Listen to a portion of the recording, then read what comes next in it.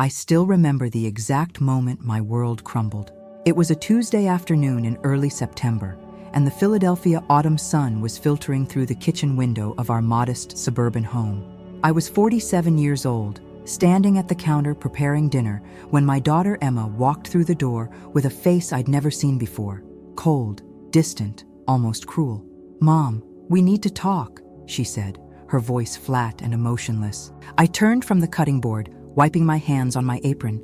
"Of course, sweetheart. What's wrong?" Emma was 23 then, fresh out of college and working her first job at a marketing firm downtown. She'd always been headstrong, independent, qualities I'd encouraged in her since she was a little girl. But lately, something had shifted between us. Small disagreements had escalated into arguments. My suggestions were met with eye rolls. My concern was labeled as interference. "I can't do this anymore," she said, crossing her arms. "You're suffocating me. Every phone call, every text, every time you show up uninvited at my apartment, it's too much." My heart started racing. "Emma, I'm your mother. I care about you. Is it so wrong to want to be involved in your life?" "Involved?" She laughed bitterly. "You're not involved, you're controlling. You criticize my boyfriend, you question my career choices, you act like I'm still a child who needs your constant supervision." "That's not fair," I protested, feeling tears prick at my eyes. "I've only ever wanted what's best for you."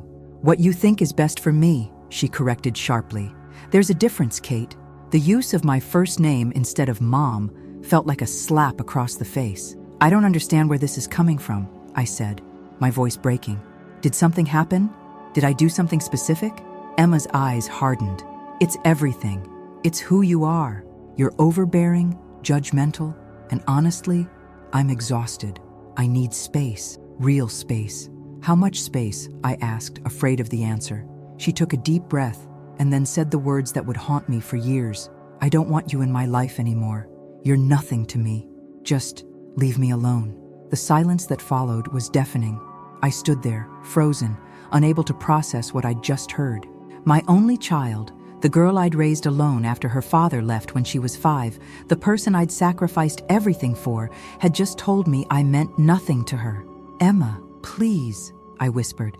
"Don't say that. We can work through this." But she was already turning toward the door. "I'm serious, Kate. Don't call me, don't text me, don't come by my place. I need you out of my life." And then she was gone, leaving me standing in that kitchen, surrounded by half-chopped vegetables and the ruins of our relationship. I sank to the floor, my back against the kitchen cabinets, and let the tears come. The chicken I'd been preparing for dinner sat abandoned on the counter, Emma's favorite meal, herb-roasted chicken with garlic mashed potatoes. I'd made it 1,000 times over the years, for birthdays, celebrations, difficult days when she needed comfort.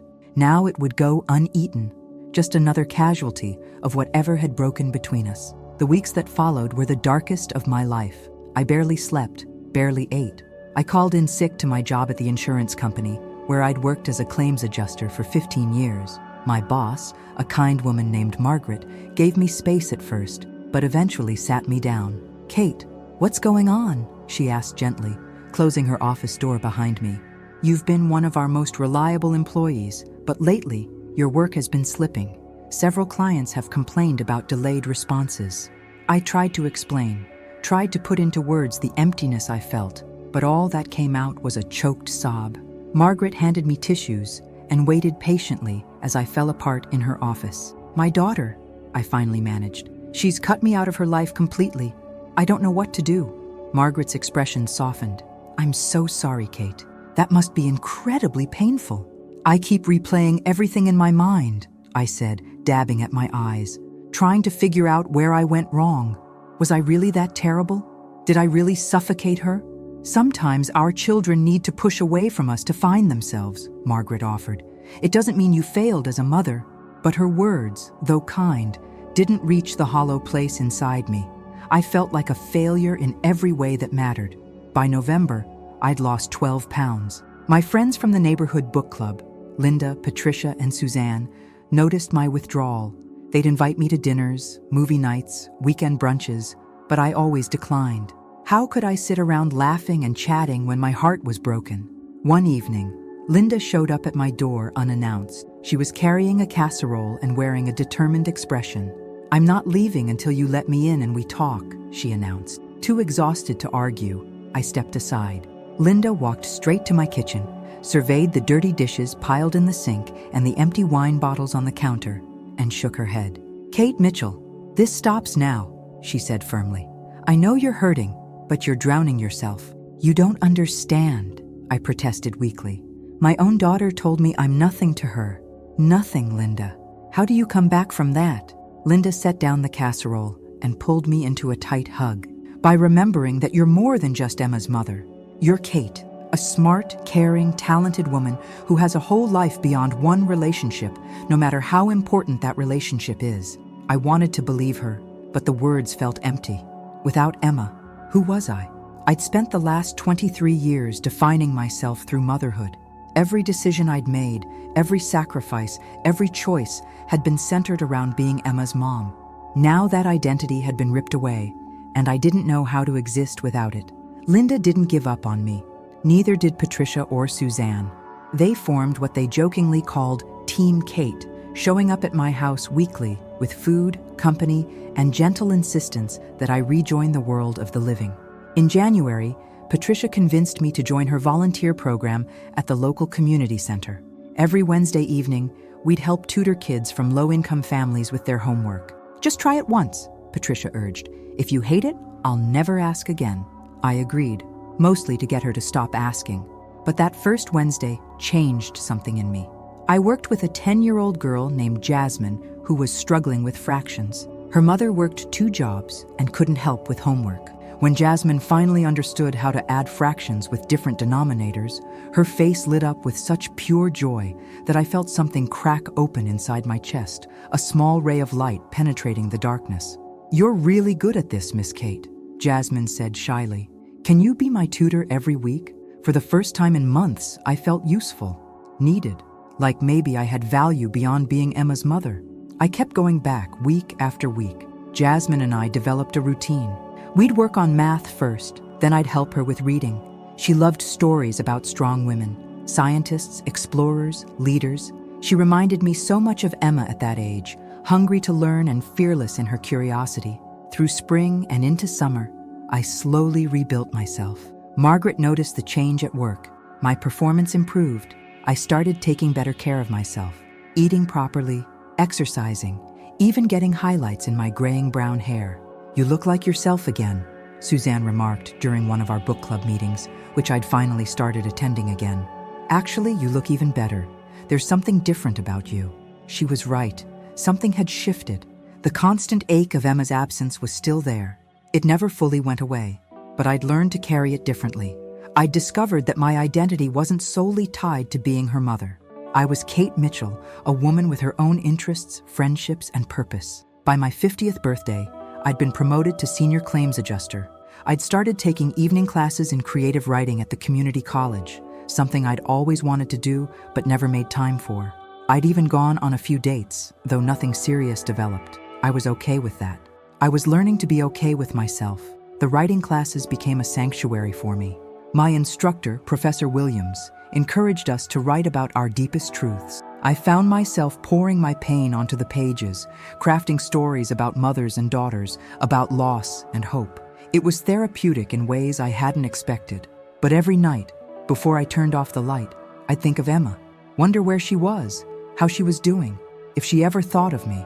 I'd resisted the urge to reach out, respecting her wish for distance, but the love never diminished. Neither did the hope that someday, somehow, we'd find our way back to each other. 3 years and 2 months after Emma walked out of my kitchen, my phone rang on a Saturday morning. I was sitting on my back porch with coffee, reading a novel for my writing class, when an unknown number flashed across the screen. I almost didn't answer, assuming it was a spam call. Something made me pick up. "Hello?" There was a long pause, then a voice I'd recognize anywhere, even after years of silence. "Mom?" My hand started shaking so badly I nearly dropped the phone. "Emma?" "Yeah, it's me." Her voice sounded different, softer, more mature. I know I don't have the right to call after everything, but I really need to talk to you. Can we meet?" 20 minutes later, I was sitting in a coffee shop in Center City, my heart pounding as I waited. When Emma walked through the door, I barely recognized her at first. She was 26 now, her hair shorter, her style more professional. But it was her eyes that struck me most. They held a depth of emotion and understanding they'd lacked before. "Thank you for coming," she said, sliding into the chair across from me. "I wasn't sure you would." "Emma, I would always come if you called," I said quietly. "Always." She looked down at her hands, and I noticed she was wearing a beautiful diamond ring. "I'm getting married," she said. "His name is Michael. We met 2 years ago at work. He's kind, patient, and he's helped me understand a lot of things about myself." "Congratulations," I managed, though the word caught in my throat. I'd missed so much of her life. "Mom, I need to apologize." Emma's eyes filled with tears. "What I said to you that day, what I did, it was cruel and unfair. I was so caught up in trying to prove my independence that I couldn't see how much I was hurting you." "What changed?" I asked, not accusingly, just genuinely wanting to understand. "Therapy mostly," she admitted. "Michael suggested it after I had a panic attack at work. Through counseling, I realized I was carrying a lot of anger from Dad leaving, and I'd somehow redirected it all at you. You were there, you cared, so you became the target for everything I couldn't control in my life." She reached across the table tentatively. "I don't expect you to forgive me right away. What I did was terrible, but I want to try to rebuild our relationship if you're willing. I want you in my life, Mom, not just in it. I want you to be part of my life again." Tears were streaming down both our faces now. "I never stopped loving you, Emma. Not for 1 second." "I know," she whispered. "Michael helped me see that too. He has this amazing relationship with his parents, and watching them together, I realized what I'd thrown away. The things I criticized you for, caring too much, being involved, he helped me see them as love, not control." We talked for 3 hours that day, crying and laughing and beginning the slow process of healing. Emma told me about her job, her relationship with Michael, the life she'd built. I told her about my work, my tutoring, my writing classes, the ways I'd grown and changed too. "I'm proud of you, Mom," she said as we prepared to leave. "You didn't fall apart completely, even though I know I broke your heart. You built yourself back up." "I had help," I admitted. "Friends who wouldn't let me give up on myself." "I'd like to meet them," Emma said. "And I'd really like you to meet Michael. We're having an engagement party next month, and I want you there." Over the following months, Emma and I carefully rebuilt our relationship. We met for lunch weekly, talked on the phone regularly, but both of us were careful not to rush or force things. The wounds were too deep for quick fixes. I met Michael, a gentle man with an easy smile who clearly adored my daughter. He pulled me aside at their engagement party and said, "I've heard so much about you, Kate. Emma talks about you all the time. She's working hard to make things right." "So am I assured him. 6 months after that first coffee shop meeting, Emma came to my house for dinner. We were sitting on my back porch, watching the sunset paint the Philadelphia sky in shades of orange and pink, when she turned to me with tears in her eyes. "Mom, I have something important to ask you." She took a deep breath. "I know traditionally fathers walk their daughters down the aisle, and obviously Dad isn't, well, that's not happening. But I don't want to walk alone. I want you to walk me down the aisle. You're the one who raised me, who never gave up on me even when I gave up on you. Will you do it?" I couldn't speak through the tears, so I just pulled her into my arms and nodded against her shoulder. The wedding was beautiful, held in a historic garden in the Philadelphia suburbs on a perfect September afternoon, almost exactly 4 years after Emma had walked out of my kitchen. As we stood at the back of the aisle together, Emma in her elegant white gown and me in a soft blue dress, she squeezed my hand. "I love you, Mom," she whispered. "Thank you for never giving up on us." "I love you too, sweetheart," I replied. "Always and forever." As we walked down that aisle together, past rows of smiling faces, toward Michael waiting at the altar, I thought about the journey that had brought us here. The pain, the growth, the forgiveness, the way we'd both had to break before we could rebuild something stronger. Linda caught my eye from her seat in the 3rd row and gave me a thumbs up, tears streaming down her face. Patricia and Suzanne were beside her, beaming with pride. Margaret was there too, along with Jasmine and her mother, who I'd stayed close with over the years. When we reached the altar, the officiant asked, "Who presents this woman to be married?" Emma turned to me, her eyes shining with love and gratitude. "Actually," she said, her voice strong and clear, I'd like to say something first. She took my hands in hers. 4 years ago, I told my mother she was nothing to me. It was the cruelest thing I've ever said and the furthest from the truth. The reality is that my mother is everything to me. She's my foundation, my inspiration, my example of strength and grace. Mom, thank you for loving me even when I pushed you away. Thank you for showing me what real love looks like. Patient, forgiving, unconditional. I wouldn't be standing here today without you. She pulled me into a tight embrace as the guests applauded. And in that moment, I understood that sometimes our greatest pain can lead us to our deepest healing. That the breaking points in our lives don't have to be endings. They can be beginnings of something even more beautiful than what came before. As I took my seat and watched my daughter marry the man she loved, I silently thanked every person who had helped me through my darkest valley. Linda, Patricia, Suzanne, Margaret, even young Jasmine. They'd all shown me that I was more than my relationship with Emma, even as they helped me hold on to hope that Emma and I would find each other again. The reception was filled with laughter, dancing, and joy. Emma and Michael's first dance brought tears to everyone's eyes. But the moment I'll treasure forever came later in the evening, when Emma pulled me onto the dance floor for a mother-daughter dance. As we swayed to the music, she rested her head on my shoulder and said, "Thank you for being my mom. Thank you for being you. Thank you for coming back to me," I replied. "Thank you for giving us a second chance." Looking around at the celebration, at the community of love surrounding us, I realized that this was what resilience looked like.